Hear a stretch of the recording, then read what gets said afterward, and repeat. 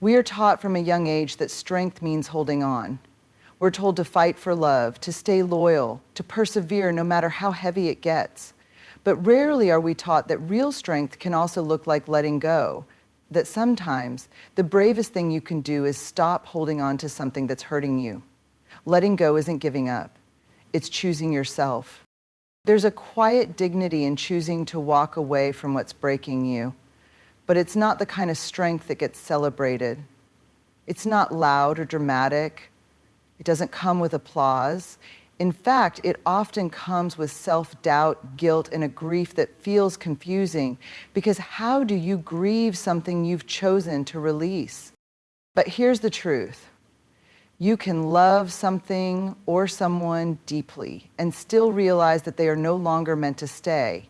You can mourn the potential of what could have been and still accept what is. You can want it to work and still know deep in your bones that staying is costing you more than it's giving. Choosing yourself in that moment isn't selfish, it's sacred.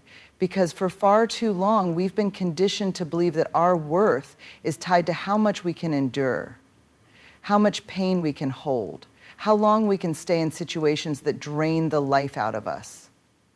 We wear emotional endurance like a badge of honor, as if staying stuck in suffering is somehow a noble act. But what if it's not? What if the real courage lies in setting down the story that no longer fits? Letting go means making space. It means unclenching your fists, loosening your grip, and opening yourself to the possibility that life has something different for you, something lighter, freer, more aligned. It's not about forgetting or erasing the past. It's about honoring it for what it taught you and then choosing to move forward. There is pain in that choice. Letting go doesn't spare you from the ache. In fact, sometimes it intensifies it for a while. The absence becomes louder. The silence can be deafening. But that pain is clean. It's grief, not regret. It's the pain of growth, not the pain of stagnation. And that matters. What we often don't realize is that holding on can become its own kind of suffering. When we grip too tightly, we stop ourselves from evolving. We confuse familiarity with safety and comfort with happiness. We think that if we just try a little harder, wait a little longer, care a little more, we can change the outcome. But there's a difference between hope and self-abandonment. There's a line between patience and self-betrayal. Choosing yourself means recognizing that line. It means saying, I am no longer available for relationships, habits, or patterns that diminish me. It means choosing presence over perfection, peace over performance, wholeness over hustle. It means refusing to contort yourself just to fit into someone else's version of who you should be. Letting go is an act of radical self-trust. It requires believing that you are worthy of more, even if you don't know what more looks like yet. It requires trusting that your intuition isn't lying to you when it whispers, this isn't right. It means learning to sit with the discomfort of the unknown rather than the destruction of staying. This isn't about being ungrateful or unwilling to work hard. It's about being honest. It's about finally listening to the version of you that has been quietly asking for more. More rest, more ease, more joy, more alignment. That voice gets drowned out when we're consumed by fear and guilt. But when we start listening to it, when we begin honoring it, that's when everything starts to shift. Letting go isn't weak, it's intentional. It's you drawing a line and saying, I deserve to feel free in my own life. It's you reclaiming your energy, your time, your heart.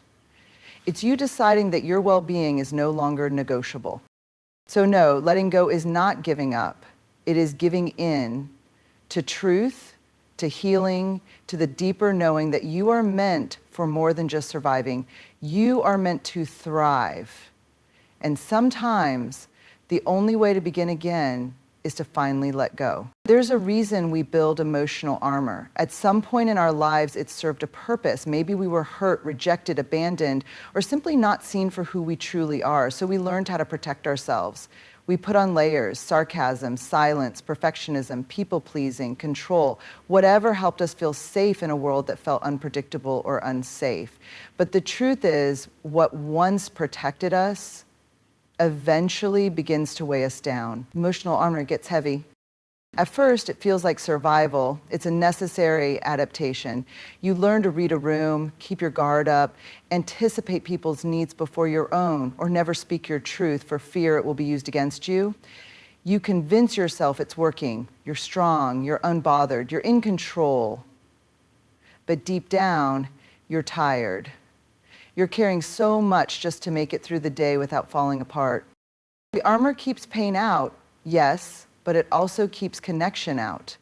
Vulnerability becomes dangerous. Intimacy feels threatening, because if someone gets too close, they might see what's really going on behind the mask, and that is the most terrifying possibility of all. So you stay hidden, you stay composed, you stay fine, and the longer you wear the armor, the more it becomes a part of you, until you can't tell where it ends and where you begin. But here's what no one tells you. That armor you think is protecting you is actually keeping you stuck. It creates a false sense of control while quietly robbing you of joy, spontaneity, and authenticity. It filters your entire experience of life, narrowing your capacity to feel not just pain, but love too. You can't selectively numb emotions. When you block out fear or sadness, you're also blocking out wonder, gratitude, and connection. And it's exhausting, emotionally, mentally, even physically. The constant hypervigilance, the overthinking, the internal dialogue running 24/7. What did they mean by that? Did I say too much? Should I have kept quiet? That's the weight of armor. It's the chronic tension of never letting yourself be seen as you are, of editing yourself in every interaction, of living with one foot out the door emotionally, just in case. At some point, you have to ask, what is this armor costing me? Because while it may have helped you survive, it will not help you thrive. It may keep you from being hurt again, but it will also keep you from being fully alive. And you deserve more than just surviving. You deserve to feel love that doesn't require pretending, to experience rest without guilt, to speak your truth without fear of being abandoned for it. The hardest part is taking it off. It feels counterintuitive. Vulnerability feels like weakness when you've lived most of your life being strong, but in reality, vulnerability is the most courageous thing you can do. It's saying, I am willing to be seen, even if it's scary, even if I don't know how it will be received. That kind of bravery is rare and powerful. Taking off the armor doesn't mean being unguarded all the time. It doesn't mean sharing your deepest wounds with people who haven't earned the right to hear them. It means being honest with yourself first. It means recognizing where you're hiding and asking what you're so afraid will happen if you stop. It means giving yourself permission to be human, to have needs, to ask for help, to feel deeply without shame. Healing starts when we begin to loosen the grip. When we stop performing strength and start living from truth. When we understand that we don't have to carry everything alone. There's no award for being the most composed in the face of pain. There's no prize for being the one who never needs anything. What there is, though, is a life waiting for you, a fuller life. One where you can show up as your whole self, not just the parts you think are acceptable. So yes, emotional armor can protect you, but it can also imprison you. And when it starts to feel more like a cage than a shield, it's time to consider letting it go. Not all at once, not recklessly, but gently, piece by piece, with compassion, with care, with the deep knowing that who you are without the armor is already enough. We all know what it's like to cling to something, whether it's a relationship, a dream, a job, or a version of ourselves that we've outgrown. It's human nature to want to hold on to what feels familiar, what feels safe. Even when it's no longer serving us, we continue to grasp tightly, as though letting go would mean losing a part of who we are. But what we often fail to realize is that the cost of this clinging is not just frustration or disappointment, it's our peace. The more we hold on, the more we allow ourselves to stay tied to something that no longer aligns with who we are or where we're going, the more we create an internal tension. It's a tension that doesn't just linger, it builds, it festers, and it grows heavier with each passing day. Every time we try to force a situation or relationship that doesn't fit, we surrender a little piece of our peace, and before we know it, we've traded our well-being for a false sense of control. When we cling to something, we often do so because we are trying to make it work. We believe that with enough effort, enough patience, enough persistence, we can change the outcome. We hope that if we stay long enough, the relationship will get better, the job will be more fulfilling, or the dream will come true. But in reality, the energy spent trying to hold on to something that's already run its course only drains us further. We're not making progress, we're treading water. And the longer we stay in that place of resistance, the more we deplete our energy, our joy, and ultimately our peace of mind. The cost of clinging goes beyond just emotional exhaustion. It extends to our physical and mental health as well. Constantly fighting against the current creates stress that wears us down over time, making us more susceptible to burnout, anxiety, and depression. When we are locked in a battle of trying to make things work, we stop listening to our own needs. We stop paying attention to the subtle whispers of our intuition telling us that it's time to let go. We become so fixated on holding on that we forget the very reason we wanted peace in the first place, to feel at ease with ourselves and the world around us. Holding on often comes with a deep sense of fear. We fear the unknown. We fear what might happen if we stop clinging to what we know, even if it no longer serves us. The idea of change can be terrifying because it challenges our sense of security. But here's the truth. Change is the only way to find peace. Staying stuck in a situation that is draining us doesn't bring peace, it brings anxiety, worry, and frustration. Peace comes when we stop resisting what is and begin to move toward what could be. It comes when we trust ourselves enough to know that we have the strength to navigate whatever life brings without having to force an outcome. Letting go of what no longer serves us requires an act of trust. It's an act of believing that there is something better waiting for us, even if we don't know what that looks like yet. It means releasing our attachment to how we think things should be and making space for how they could be.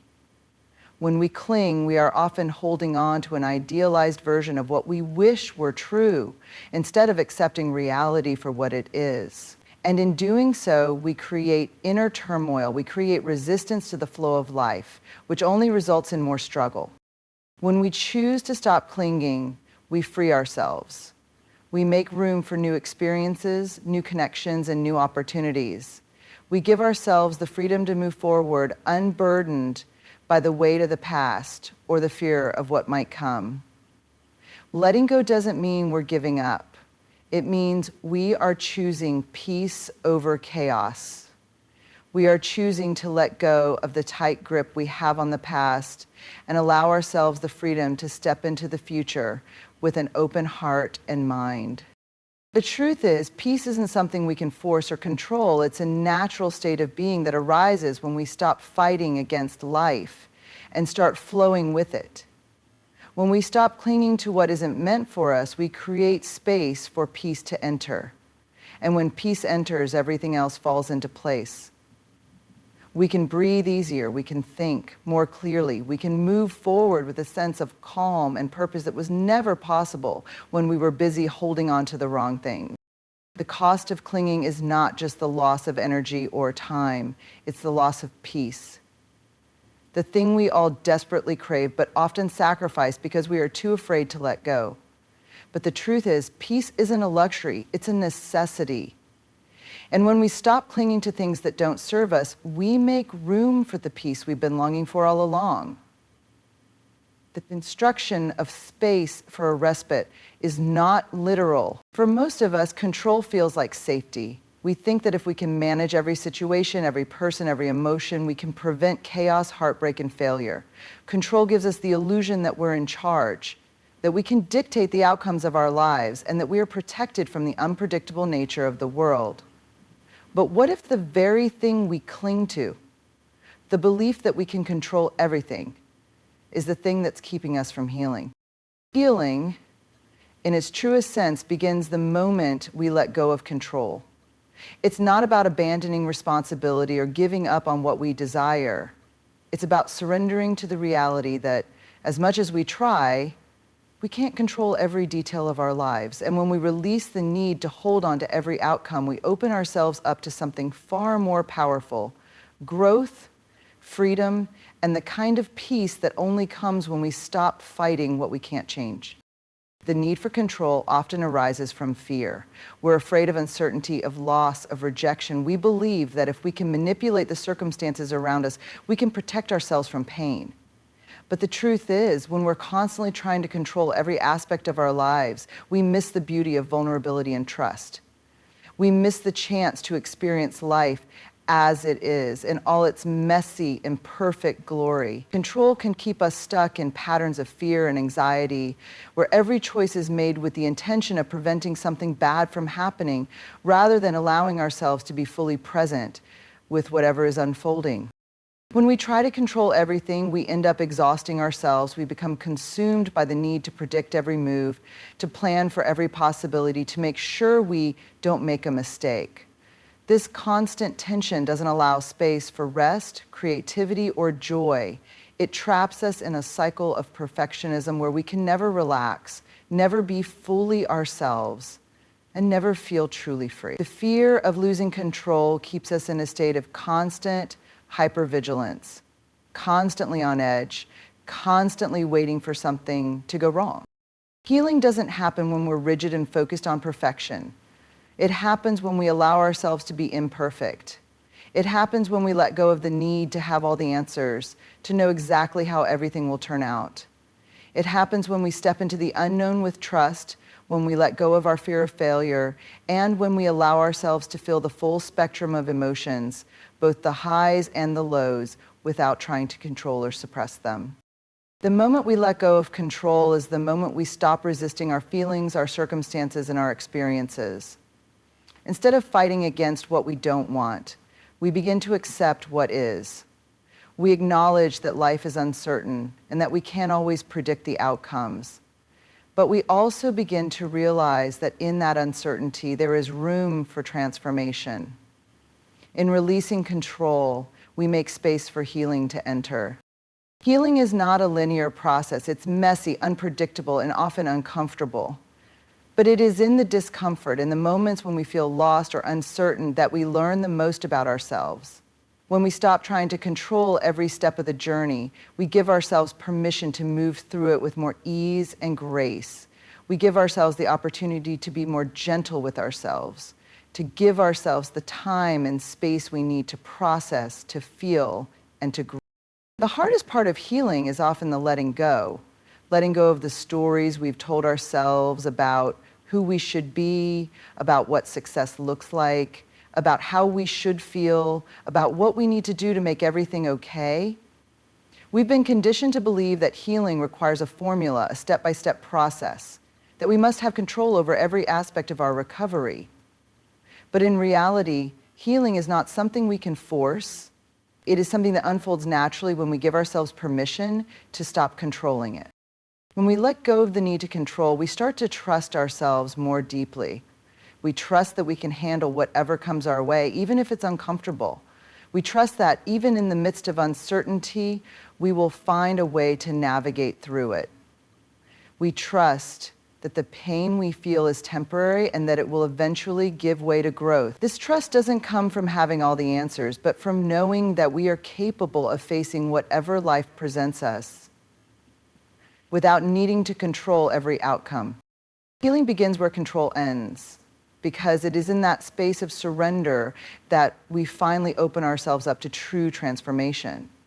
When we stop resisting life, we begin to accept it, and it is an acceptance of ourselves, of our struggles, of the things we cannot change, that we find peace. Healing is not something we can force or manufacture. It is something that emerges when we release the grip of control and allow ourselves to be guided by the wisdom within us, trusting that we are exactly where we need to be, even if we can't see the way forward just yet.